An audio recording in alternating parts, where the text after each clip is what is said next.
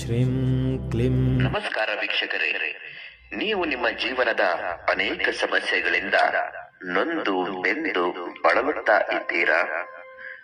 ಪ್ರೀತಿಸಿದವರಿಂದ ನಿಮಗೆ ನಂಬಿ ಮೋಸ ಹೋಗುತ್ತಾ ಇದೆಯೇ? ಅಥವಾ ಮದುವೆಯಲ್ಲಿ ಸಾಕಷ್ಟು ಅಡೆತಡೆಗಳು ಉಂಟಾಗುತ್ತಾ ಇದ್ದರೆ ಈಗ ಚಿಂತಿಸುವ ಅಗತ್ಯವಿಲ್ಲ.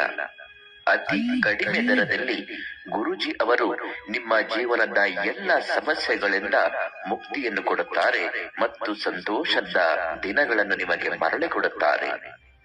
ಸಾಕಷ್ಟು ಯಜ್ಞ ಹೋಮ ಹವನಗಳಿಂದ ಅನೇಕ ಜನರ ಕಷ್ಟಗಳನ್ನು ಪರಿಹಾರ ಮಾಡಿಕೊಟ್ಟಿದ್ದಾರೆ. ನೀವು ಎಷ್ಟೋ ದೈವ ಜ್ಯೋತಿಷ್ಯರ ಬಳಿ ಹೋಗಿ ನಿಮ್ಮ ಹಣವನ್ನು ನೆಮ್ಮದಿಯನ್ನು ಕಳೆದುಕೊಂಡಿರಬಹುದು. ಆದರೆ ಇಲ್ಲಿದೆ ಸ್ನೇಹಿತರೆ, ಈ ಗುರೂಜಿಯವರು ನಿಮ್ಮ ಏನೇ ಕಷ್ಟ ಇದ್ದರೂ ಕ್ಷಣ ಮಾತ್ರದಲ್ಲಿ ಶೀಘ್ರ ಪರಿಹಾರ ಮಾಡಿಕೊಡುತ್ತಾರೆ.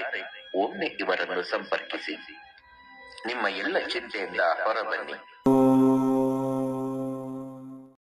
ಎಲ್ಲರಿಗೂ ನಮಸ್ಕಾರ. ಇಂದು ನಾವು ನಿಮಗೆ ತುಳಸಿ ಎಲೆ ಹಾಗೂ ಲವಂಗದ ಮೂಲಕ ಮಾಡುವಂತಹ ವಶೀಕರಣ ತಂತ್ರವನ್ನು ಹೇಳಿಕೊಡುತ್ತಿದ್ದೇವೆ. ಈ ತಂತ್ರವನ್ನು ಮಾಡುವ ಮೂಲಕ ನೀವು ಯಾರನ್ನು ಬೇಕಾದರೂ ನಿಮ್ಮ ವಶ ಮಾಡಿಕೊಳ್ಳಬಹುದು. ಯಾವುದೇ ಸ್ತ್ರೀಯಾಗಿರಬಹುದು ಅಥವಾ ಪುರುಷನಾಗಿರಬಹುದು. ಅವರು ಆದಷ್ಟು ಬೇಗ ನಿಮ್ಮ ವಶವಾಗುತ್ತಾರೆ. ಈ ಒಂದು ತಂತ್ರವನ್ನು ಮಾಡುವುದು ಹೇಗೆ ಎಂದು ತಿಳಿದುಕೊಳ್ಳುವ ಮೊದಲು ತಪ್ಪದೆ ನಮ್ಮ ವಿಡಿಯೋವನ್ನು ಲೈಕ್ ಮಾಡಿ.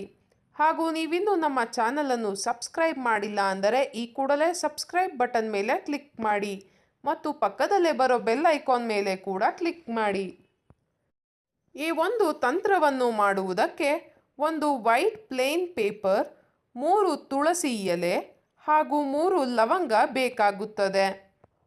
ಈ ತಂತ್ರವನ್ನು ಮಾಡಿದ 1 ಗಂಟೆಯ ಒಳಗಾಗಿ ನೀವು ಯಾರನ್ನು ನಿಮ್ಮ ವಶ ಮಾಡಿಕೊಳ್ಳಬೇಕು ಅಂತ ಇರ್ತೀರಾ ಅವರು ಸಂಪೂರ್ಣವಾಗಿ ನಿಮ್ಮ ವಶವಾಗಿರುತ್ತಾರೆ. ಇದೊಂದು ಬಹಳ ಶಕ್ತಿಶಾಲಿ ವಶೀಕರಣ ತಂತ್ರವಾಗಿದೆ. ದಯವಿಟ್ಟು ಕೆಟ್ಟದ್ದಕ್ಕೆ ಬಳಸಬೇಡಿ, ಒಳ್ಳೆಯದಕ್ಕೆ ಬಳಸಿ. ಮೊದಲಿಗೆ 1 ತುಳಸಿ ಎಲೆಯ ಮೇಲೆ ನಿಮ್ಮ ಹೆಸರನ್ನು ಬರೆಯಿರಿ. ನಂತರ ಮತ್ತೊಂದು ಎಲೆಯ ಮೇಲೆ ನೀವು ಯಾರನ್ನ ವಶೀಕರಣ ಮಾಡಿಕೊಳ್ಳಬೇಕು ಅಂತ ಇರ್ತೀರಾ ಅವರ ಹೆಸರನ್ನು ಬರೆಯಬೇಕು. ನಂತರ ಮತ್ತೊಂದು ತುಳಸಿ ಎಲೆಯ ಮೇಲೆ ಸ್ವಸ್ತಿಕ್ ಚಿಹ್ನೆಯನ್ನು ಬರೆಯಿರಿ. ನಂತರ ಎಲ್ಲ ತುಳಸಿ ಎಲೆಯ ಮೇಲೂ ಒಂದೊಂದು ಲವಂಗವನ್ನು ಇಡಬೇಕು. ಅದಾದ ಬಳಿಕ ನೀವು ಈ ಒಂದು ಶಕ್ತಿಶಾಲಿ ಮಂತ್ರವನ್ನು ಹೇಳಬೇಕು ವೀಕ್ಷಕರೇ. ಆ ಮಂತ್ರ ಯಾವುದು ಎಂದರೆ ಓಂ ನಮಃ ಶಿವ್ ಪ್ರಿಯಾಯ್, ಓಂ ನಮಃ ಕಾಮಾಕ್ಷಾಯ ಹೀಂ ಹೀಂ ಸ್ತ್ರೀಂ ಸ್ತ್ರೀಂ ಪಟ್ ಸ್ವಾಹ. ಇದೊಂದು ಬಹಳ ಶಕ್ತಿಶಾಲಿ ವಶೀಕರಣ ಮಂತ್ರವಾಗಿದೆ ವೀಕ್ಷಕರೇ. ಈ ತಂತ್ರವನ್ನು ನೀವು ಮಾಡಬೇಕಾದರೆ ಈ ಮಂತ್ರವನ್ನು 51 ಬಾರಿ ಪಠಿಸಬೇಕು.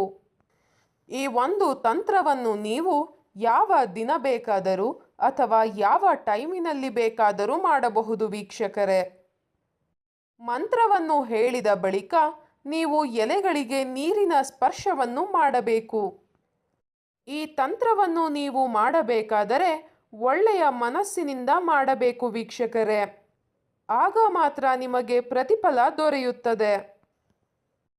ನಂತರ ವಶೀಕರಣಕ್ಕೆ ಬಳಸಿದ ವಸ್ತುಗಳನ್ನು ನೀವು ಹರಿಯುವ ನೀರಿನಲ್ಲಿ ಬಿಟ್ಟು ಬಿಡಬೇಕು ವೀಕ್ಷಕರೇ. ಈ ರೀತಿಯಾಗಿ ನೀವು ಮಾಡುವುದರಿಂದ ನೀವು ಇಷ್ಟಪಟ್ಟವರು ನಿಮ್ಮ ವಶವಾಗುತ್ತಾರೆ. ದಯವಿಟ್ಟು ಈ ತಂತ್ರವನ್ನು ಕೆಟ್ಟದ್ದಕ್ಕೆ ಬಳಸಬೇಡಿ, ಒಳ್ಳೆಯದಕ್ಕೆ ಬಳಸಿ. ಈ ತಂತ್ರ ನಿಮಗೆ ಇಷ್ಟ ಆದಲ್ಲಿ ವಿಡಿಯೋವನ್ನು ಲೈಕ್ ಮಾಡಿ, ಶೇರ್ ಮಾಡಿ ಹಾಗೂ ಸಬ್ಸ್ಕ್ರೈಬ್ ಮಾಡಿ. ವಿಡಿಯೋ ನೋಡಿದ ಎಲ್ಲರಿಗೂ ಕೂಡ ಧನ್ಯವಾದಗಳು.